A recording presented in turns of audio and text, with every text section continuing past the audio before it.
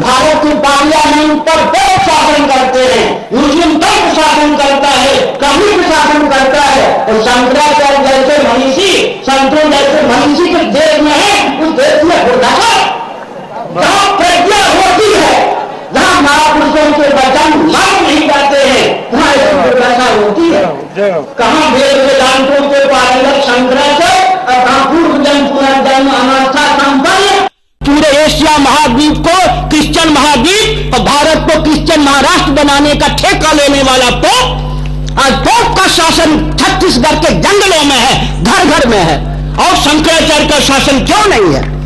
इसका कारण क्या है? राजनीति की अलग लहर चलती है, और कोई संत अगर हो, मुझे बहुत प्रसन्नता होगी जिन पर भाजपा की मुहर न लगी हो, कांग्रेस की मुहर न लगी हो, सपा की मुहर न लगी हो, वो राष्ट्र को बचा सकते हैं। मैं वेदना पूर्वक कहता हूं, आडवाणी जी ने मेरी बात नहीं सुनी, वाजपेयी जी ने मेरी बात नहीं सुनी, और मुझको नष्ट करने का अभियान करते करते रसातल में नरसिंह राव पहुंच गए। लेकिन मैं डंके की चोट से कहना चाहता हूं, 700 वर्षों तक मुगलों ने भारत पर शासन किया। क्या किसी एक माई के लाल ने, जो शंकराचार्य ना हो, अपने को शंकराचार्य कहने का साहस किया? तक क्रिश्चियनों ने भारत पर शासन किया, लेकिन क्या एक माई के लाल ने स्वयं को शंकराचार्य कहा जो ना हो? क्या मुगल और क्रिश्चियन भारत के हिंदुओं के हिमायती थे? नहीं, वे दूरदर्शी थे। उनके हृदय में यह विज्ञान था, अगर शंकराचार्य नकली बनाकर हम घुमावेंगे तो हमारे पोप, पैगंबर, पादरी भी नकली होंगे, तब हम नष्ट हो जाएंगे।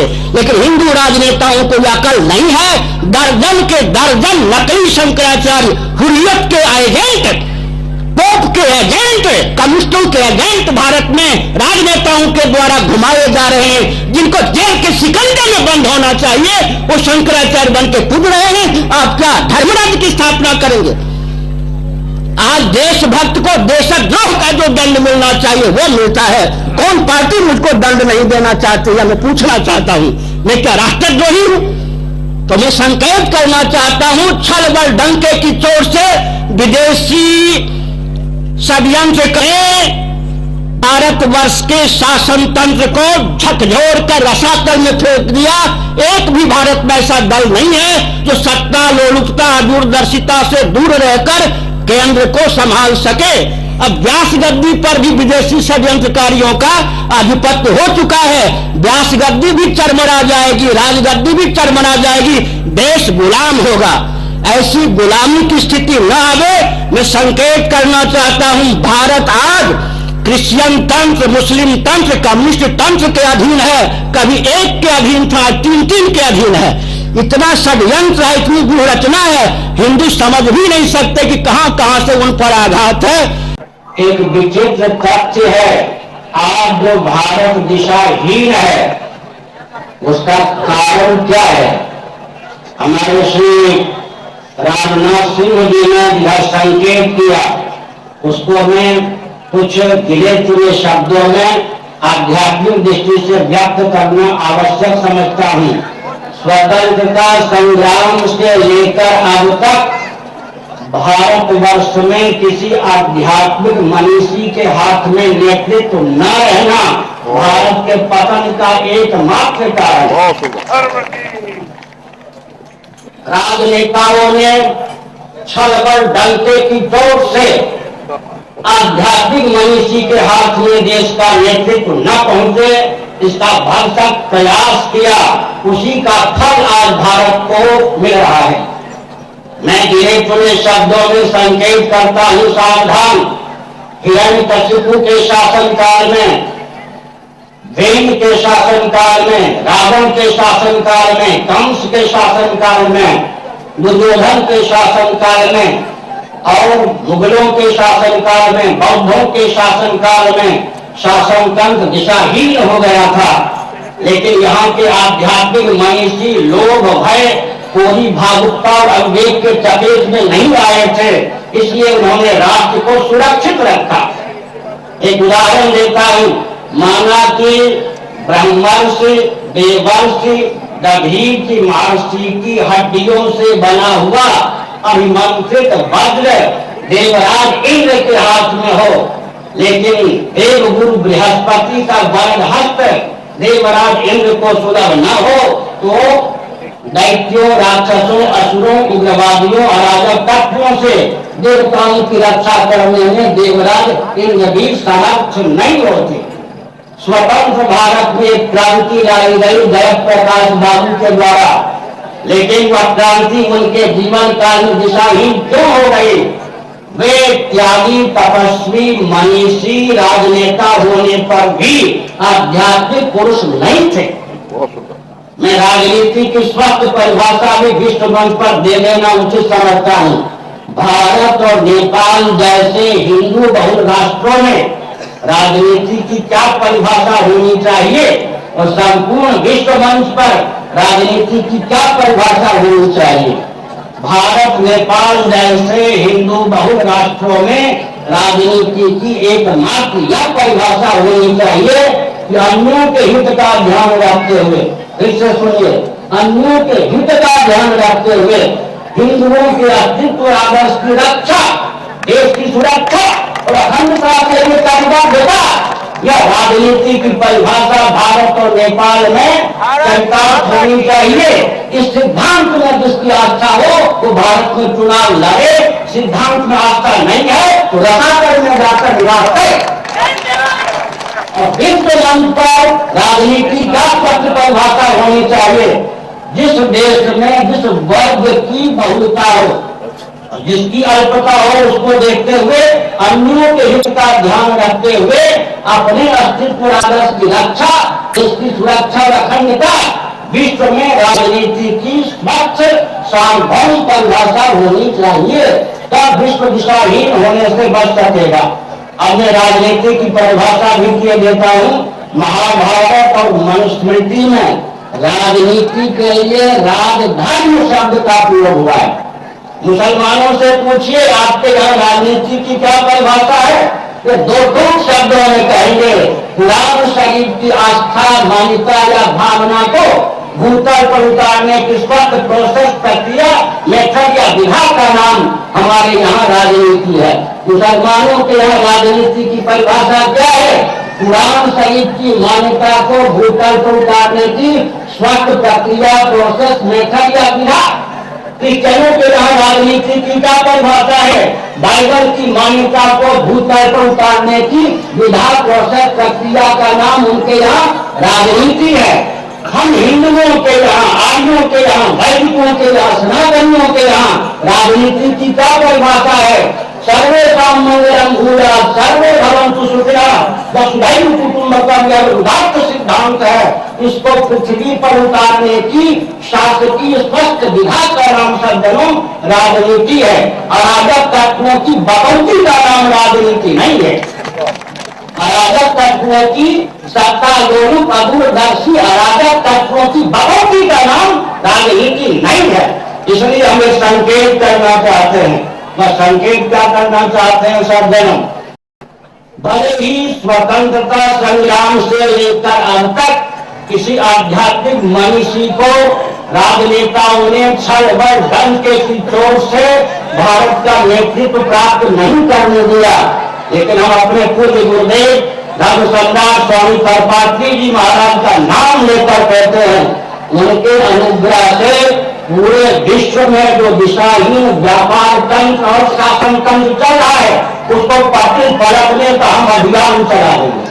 और एक संकेत कर देना चाहते हैं, गीता के दूसरे अध्याय के अनुसार आत्मा क्या है? कोटि कोटि प्रयागियों के द्वारा, विरागियों के द्वारा, अणुबम के द्वारा भी, यहाँ तक कि ज्ञानाग्नियों के द्वारा भी जिसका दाग बाग नाश ना हो, उस अक्षय आयु का नाम आत्मा है। आत्म तत्व का जिसको विज्ञान होता है सज्जनों, वो चलता फिरता आत्मबम होता है। एकम धर्म की शक्ति को भी माफ करने की क्षमता उसके जीवन में होती है जो आत्म ज्ञान संपन्न होता है। ऐसी स्थिति में एक संकेत करना चाहता हूँ, प्रवचन को विराम की ओर भी ले जाना चाहता हूँ सज्जनों। आज मैंने सोचा था पुलिस जो काम ड्यूटी के नाम पर करती है वही काम है।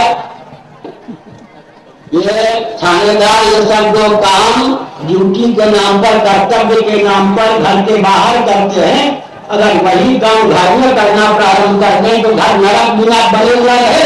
और आप जितने प्रचारक हैं, पत्रकार इत्यादि जो काम घर के बाहर करते हैं, अपने घर में वही काम करने लग जाए तो घर नरक बनेगा या स्वर्ग। ये अधिवक्ता एडवोकेट या वकील और न्यायाधीश न्याय के नाम पर कोर्ट कचहरी में जो काम करते हैं, अगर वही काम घर में करने लग जाए तो घर नरक बनेगा स्वर्ग। और ये राजनेता जो काम राजनीति के नाम पर समाज में करते हैं, अगर अपने घर में करने लग जाए तो घर नरक बनेगा स्वर्ग। मेरे कहने का अभिप्राय है, समाज को पुलिस भी चाहिए, पत्रकार भी चाहिए, अधिवक्ता भी चाहिए, न्यायाधीश भी चाहिए और राजनेता भी चाहिए, लेकिन इनको अकल भी चाहिए कि पूरा राष्ट्र ही नहीं विश्व भी बर्बाद। जब तक राजनेताओं को, पत्रकारों को, पदाधिकारियों को, पुलिस को यह अकल नहीं प्राप्त होगी, तब तक विश्व दिशाहीन होने से नहीं बचेगा। एक मैं संकेत करना चाहता हूं, मुझे बहुत वेदना है, वेदना को लेकर सोचता हूं, वेदना को लेकर जानता हूं। शिवसेना चरमरा रही है। मैं किसी राजनीतिक दल का विरोध या पृष्ठपोषक स्वप्न में भी नहीं हूं, लेकिन पूरे विश्व का हिंदुओं के हिंदुत्व का रक्षण और उस भावना से निसर्ग सिद्ध भावित हूं। शिवसेना चरमरा रही है, भाजपा डगमगा रही है, मुझसे कुछ छिपी नहीं है। और विश्व हिंदू परिषद भी उड़क रही है। आरएसएस की स्थिति यह है जैसे भयंकर भूचाल में मानो हिमालय भी कांप जाए। इसका अर्थ क्या हुआ? और उधर जो हिंदू महासभा वो भी बिल्कुल निरस्त जैसी स्थिति में है। इसका अर्थ यह हुआ, जिनको मनुवादी नहीं माना जाता, अर्थात सनातनी वर्ण व्यवस्था के पक्षधर शंकराचार्य उनका अनुयायी नहीं माना जाता, रोटी बेटी एक करो हिंदुओं को बताओ जाए तो है, वे भी हिंदू किसी संस्था को 50 वर्ष तक चलाने में समर्थ नहीं है। ऐसी परिस्थिति में राजनाथ सिंह जी, आपको पवित्र में दायित्व सौंपता हूं। आप लोगों का स्वभाव यह है, एकांत में हम लोगों से मिलते नहीं,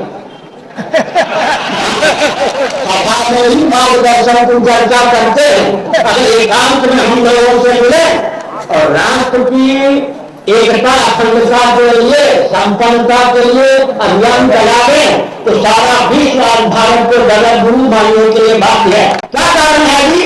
भारत की पार्लियामेंट पर बहुत शासन करते हैं, मुस्लिम तक शासन करता है, कम्युनिस्ट शासन करता है, और शंकराचार्य जैसे मनीषी, संतों जैसे मनीषी के देश में है, उस देश में दुर्दशा।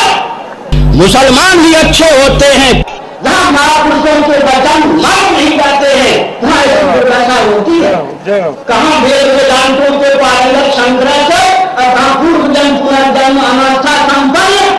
पूरे एशिया महाद्वीप को क्रिश्चियन महाद्वीप और भारत को क्रिश्चियन महाराष्ट्र बनाने का ठेका लेने वाला पोप, आज पोप का शासन छत्तीसगढ़ के जंगलों में है, घर घर में है, और शंकराचार्य का शासन क्यों नहीं है? इसका कारण क्या है? राजनीति की अलग लहर चलती है। और कोई संत अगर हो, मुझे बहुत प्रसन्नता होगी जिन पर भाजपा की मुहर न लगी हो, कांग्रेस की मुहर न लगी हो, सपा की मुहर न लगी हो, वो राष्ट्र को बचा सकते हैं। मैं वेदना पूर्वक कहता हूं, आडवाणी जी ने मेरी बात नहीं सुनी, वाजपेयी जी ने मेरी बात नहीं सुनी, और मुझको नष्ट करने का अभियान करते करते रसातल में नरसिंह राव पहुंच गए। लेकिन मैं डंके की चोट से कहना चाहता हूं, 700 वर्षों तक मुगलों ने भारत पर शासन किया। क्या किसी एक माई के लाल ने, जो शंकराचार्य ना हो, अपने को शंकराचार्य कहने का साहस किया? तक क्रिश्चियनों ने भारत पर शासन किया, लेकिन क्या एक माई के लाल ने स्वयं को शंकराचार्य कहा जो ना हो? क्या मुगल और क्रिश्चियन भारत के हिंदुओं के हिमायती थे? नहीं, वे दूरदर्शी थे। उनके हृदय में यह विज्ञान था, अगर शंकराचार्य नकली बनाकर हम घुमावेंगे तो हमारे पोप, पैगंबर, पादरी भी नकली होंगे, तब हम नष्ट हो जाएंगे। लेकिन हिंदू राजनेताओं को यह अकल नहीं है। दर्जन के दर्जन नकली शंकराचार्य, हुर्रियत के एजेंट, पोप के एजेंट, कम्युनिस्टों के एजेंट भारत में राजनेताओं के द्वारा घुमाए जा रहे हैं, जिनको जेल के शिकंजे में बंद होना चाहिए, वो शंकराचार्य बन के कूद रहे हैं। आप क्या धर्मराज्य की स्थापना करेंगे? आज देशभक्त को देशद्रोह का जो दंड मिलना चाहिए वो मिलता है।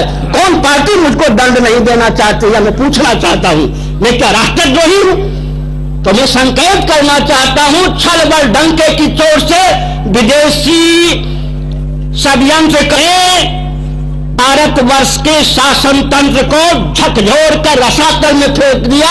एक भी भारत में ऐसा दल नहीं है जो सत्ता, लोलुपता, दूरदर्शिता से दूर रहकर केंद्र को संभाल सके। अब व्यास गद्दी पर भी विदेशी षड्यंत्रकारियों का आधिपत्य हो चुका है। व्यास गद्दी भी चरमरा जाएगी, राजगद्दी भी चरमरा जाएगी, देश गुलाम होगा। ऐसी गुलामी की स्थिति न आवे, मैं संकेत करना चाहता हूं। भारत आज क्रिश्चियन तंत्र, मुस्लिम तंत्र, कम्युनिस्ट तंत्र के अधीन है।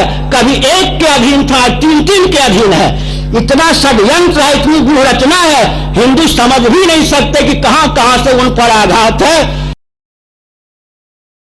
भी अच्छे होते हैं, क्रिश्चियन भी अच्छे होते हैं, लेकिन धर्म में पूरी की संख्या से कहना चाहता हूं, इनका नेतृत्व मन पर अराजक तत्वों के हाथ में है।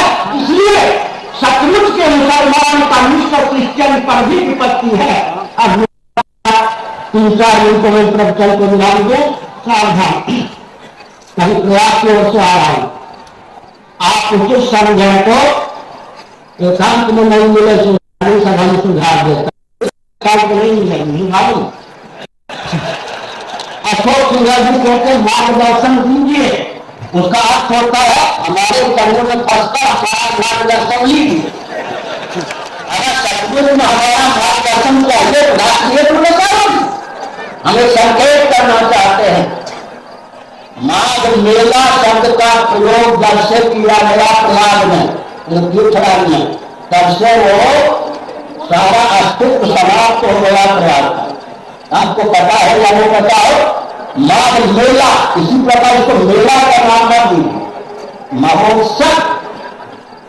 मेला का अर्थ होता है वर्मा लगाने वाले, जहां ठहरे हैं, सुविधा अच्छी होती वहां नरसिंह बल्लाचार्य का भवन है, नाम गुरु के नाम रुके हैं, जहां ठहरे हैं वो खेल कूद वाले ऐसे चोर गुड़ करते कोई संत वहां टिक सकता है क्या?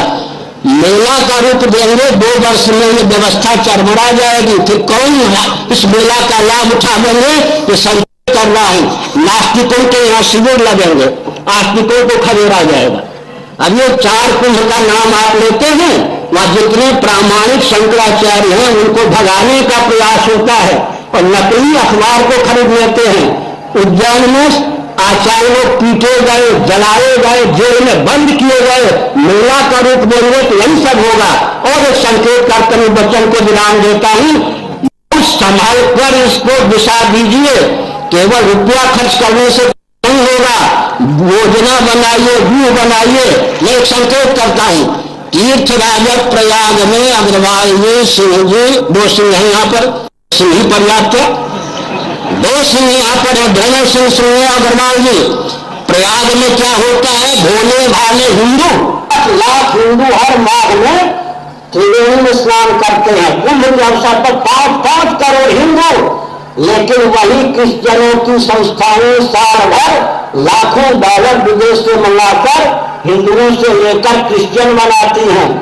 अर्थात वहां पर आस्तिकता का आधान करते हैं हिंदू।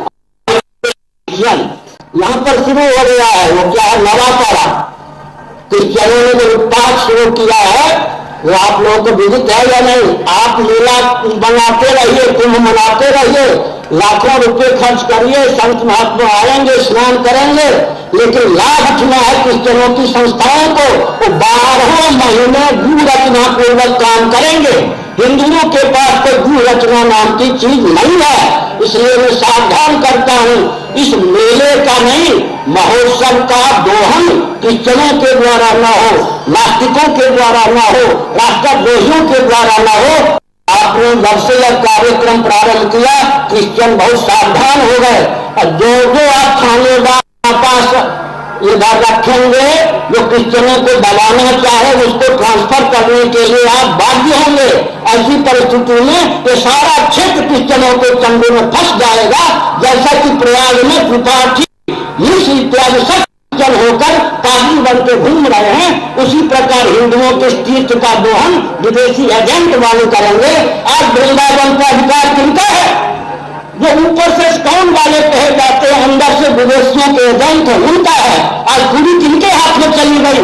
चैतन्य महाप्रभु की जन्मभूमि नदिया पर किनका अधिकार है? हम लोग सोए हुए हैं। दिल्ली किनके हाथ में है? राजधानी किनके हाथ में है? तीर्थ किनके हाथ में है? सब के सब अराजक तत्व छा गए हैं। इस परिस्थिति में हमने संकेत किया सज्जनों, बहुत सूझबूझ के साथ अभियान चला। श्रद्धा तो हिंदुओं में है, छत्तीसगढ़ में है, और एक बात और है कि छत्तीसगढ़ के भोलेपन को विकास के नाम पर नष्ट न होने दिया जाए। पूरे भारत में जम्मू कश्मीर के व्यक्ति बहुत भोले होते हैं, यहाँ से भी ज्यादा भोले, वो तो अराजक तत्वों के चंगुल में फंस गए। छत्तीसगढ़ को विकास के नाम पर आध्यात्मिक विभूति से विहीन न किया जाए। 5 साल 6 साल पहले मेरा आता था, 500 श्रोता आते थे, अब 50 आने लग गए। मैंने प्रांत बनने का लाभ क्या हुआ? नास्तिकता फैल गई। तो विकास के नाम पर रास का उदय न हो, विदेशी कंपनियों के चंगुल में छत्तीसगढ़ न जाए, एक बात। और आगे आगे वो मुख्यमंत्री अच्छे होते रहेंगे, आप पर कटाक्ष नहीं है। और दिशाहीन मंत्रियों के द्वारा छत्तीसगढ़ का दोहन और कलेक्टर एसपी इत्यादि के द्वारा छत्तीसगढ़ का दोहन न हो, और दिशाहीन क्षेत्रीय व्यापारियों के द्वारा छत्तीसगढ़ का दोहन न हो, और विकास के नाम पर यहाँ की आस्था पर कुठाराघात न हो, अश्लील मनोरंजन और मादक द्रव्य छत्तीसगढ़ के व्यक्तियों का सहारा न बने। इस सब को ध्यान में रखते हुए आगे चलिए।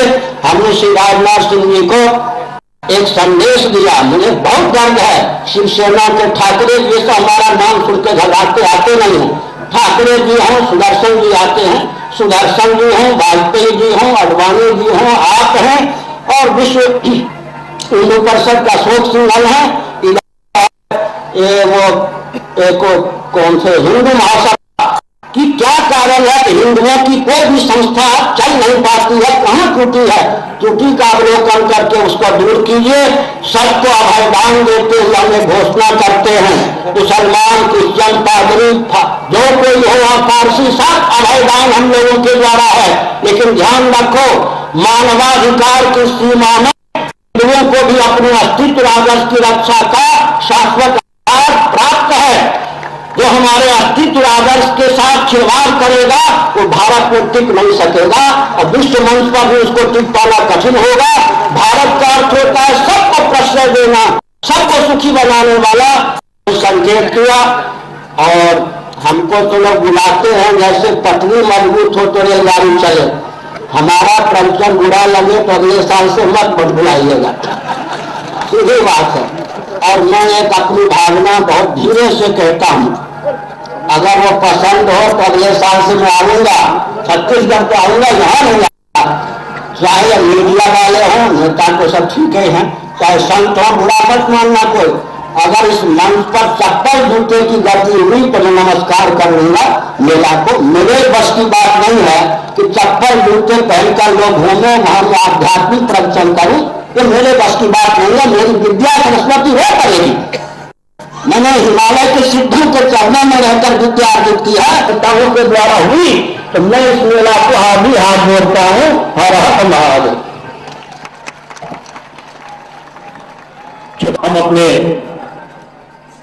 मुख्य अतिथि और अन्य अतिथियों को संस्कृति मंत्री सम्माननीय ब्रिजमोहन जी अग्रवाल, भारतीय जनता पार्टी के प्रदेश अध्यक्ष सम्माननीय शिव प्रताप सिंह जी, यहाँ के विधायक सम्माननीय श्री चंद्रलाल जी साहू, पूर्व सांसद सम्माननीय श्री चंद्रशेखर जी साहू, दर्शक दीर्घों में स्थान ग्रहण करेंगे। कार्यक्रमों के अंतर्गत संगीतकार रविंद्र जैन भक्ति संगीत प्रस्तुत करेंगे।